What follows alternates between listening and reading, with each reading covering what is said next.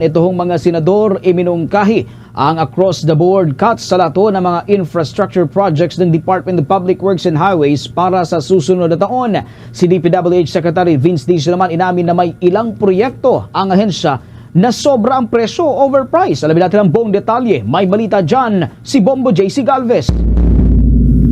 Iminungkahi ng mga senador ang across-the-board cut o pantay-pantay na pagbabawas ng pondo sa lahat ng proyekto ng Department of Public Works and Highways para sa 2026 matapos mabunyag ang sistematikong overpricing sa ilang proyekto ng ahensya kaugnay na mga isyu ng korupsyon.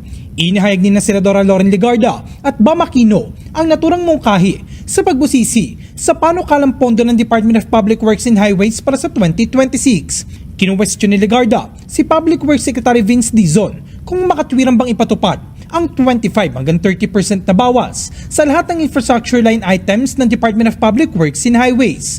Maaarian niya itong magsilbing temporary corrective measures sa 2026 budget nang sa gayon ay maging mas scientific o batay sa aktual na datos ang pondong ilalaan para sa 2027. So, my question is, having set the premise, in light of the systemic overpricing revealed by recent corruption scandals, would the good secretary and his new team consider it reasonable and technically sound to implement an across-the-board reduction, say, of 25 to 30% on all DPWH infrastructure line items as a temporary corrective measure so that in 2027 you can be more scientific, but because the previous officials have admitted that there are even 50% overprices. There's even more than that.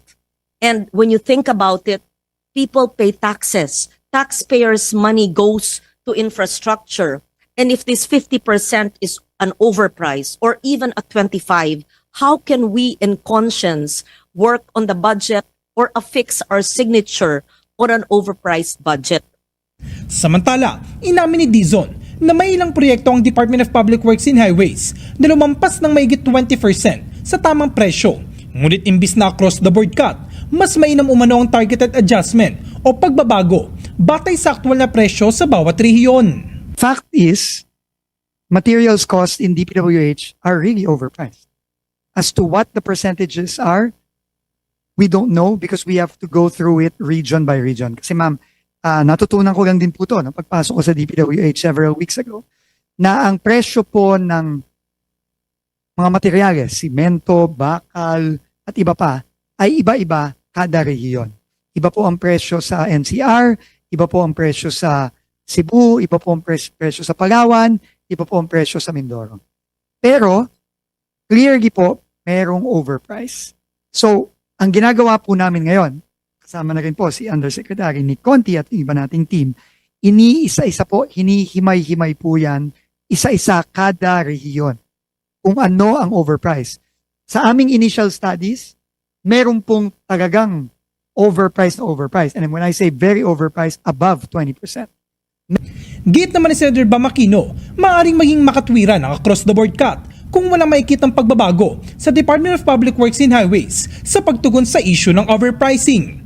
Ibinahagi rin ni Aquino na dati na niyang hiniling kay dating Department of Public Works and Highways Secretary Manuel Bonoan na muling isumite ang lista ng mga proyekto at presyo nito upang maitama ang mga overpriced items. Ngayon, parehong apila ang ginawa niya kay Dizon. Yung namungkahi po ni Senator Loren na across the board cut, no? Napag-uusapan po namin yan. Across the board cut, nabanggit po niya 25. Initially 20% po yung nabanggit ko. Across the board cut sa inyong budget, kung hindi po makikita yung mga changes na nais natin makita, no? You mentioned that you have an announcement soon. Maaaral nyo po yung mga disenyo, although that's a short span of time. But kung hindi kasi maibibigay yung redesign, hindi ho maibibigay yung pagbaba ng cost of materials, I think a 20% cut might be warranted. No? Of course, pag-uusapan po namin yan. Kasi kung may overprice, sa konsyensya po namin, hindi kami makakapagpirma pag alam namin yung disenyo at yung cost of materials ay naka-overprice. But since December pa naman po yung budget, and as you're very familiar, umaabot po ito ng third week of December, there's time. Now, on August 19, kay Secretary Bonoan, hindi pa po kayo yung nakaupo, nasabi ko na po sa kanya yan. Sabi ko, sir, may chance kayo to resubmit yung mga project. I-resubmit ninyo yung presyo at yung mga proyektong alanganin, tanggalin ninyo. Yung mga proyekto na overpriced, ayusin ninyo. Para sa Bombo Network News, ako si Bombo JC Galvez and this is Bombo Radio Philippines, the #1 and most trusted source of news and information.